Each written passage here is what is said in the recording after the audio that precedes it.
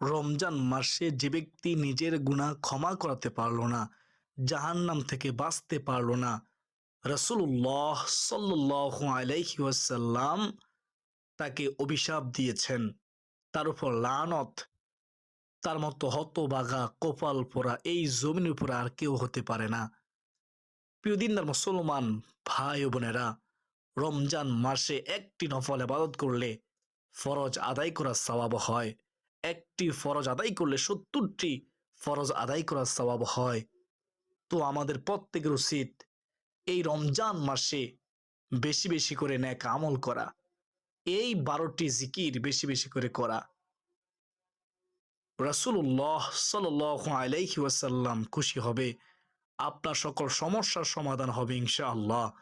ওই নারী পুরুষ কতই না ভাগ্যবান, যেই নারী পুরুষ এই ১২টি জিকির করবে।